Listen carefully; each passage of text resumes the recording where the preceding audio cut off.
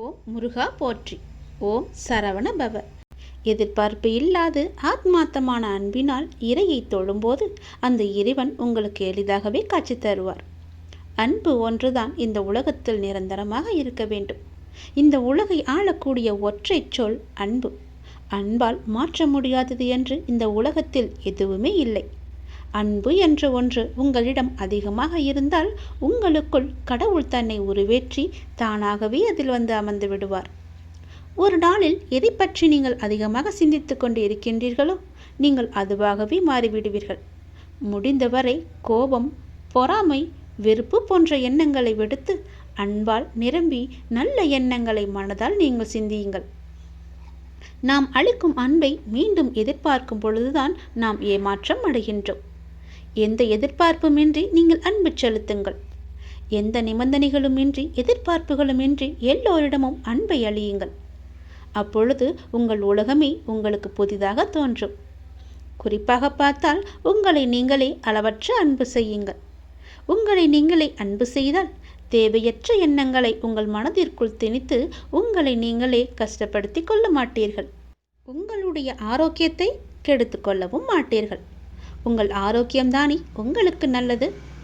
அன்பு குறையும் பொழுதுதான் குற்றங்கள் பெரிதாக பார்க்கப்படும். குடும்பத்தில், தொழிலில், நண்பர்களுடன், தெரிந்தவர், தெரியாதவர், விலங்குகள், பறவைகள், தாவரங்கள், பஞ்சபூதங்கள் இவை எல்லாவற்றுக்கும் அடிப்படையான இறைவன் என்று அனைவரிடமும் அன்புடன் நாம் இருப்போம். பல மடங்காக மீண்டும் அன்பை நாம் பெறுவோம். அன்புதான் உங்கள் பலவீனம் என்றால் நீங்கள்தான் உலகிலேயே மிகப்பெரிய பலசாலி. அதை நீங்கள் புரிந்து கொள்ளுங்கள்.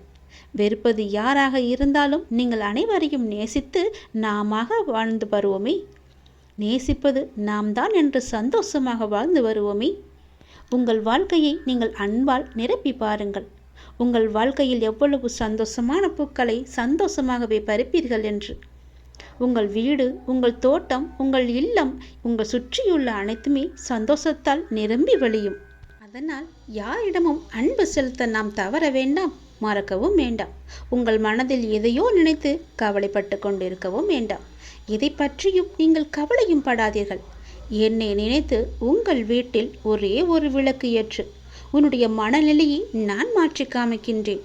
உன் மனம் முழுவதும் நானே வந்து அமர்ந்து அந்த இடத்தில் அன்பை பொழிய வைக்கின்றேன். அன்பு பொழிந்து விட்டால் போதும், உன் இல்லமும் மனமும் சந்தோஷத்தில் பூத்து குலுங்கும். எனக்காக ஒரே ஒரு நாளாவது உன் வீட்டில் விளக்கு ஏற்றிவை. உன் மனநிலை மாறி சந்தோஷமாக இருப்பதை நீயே பார்ப்பாய். உனக்கு நிம்மதி இருக்கும்.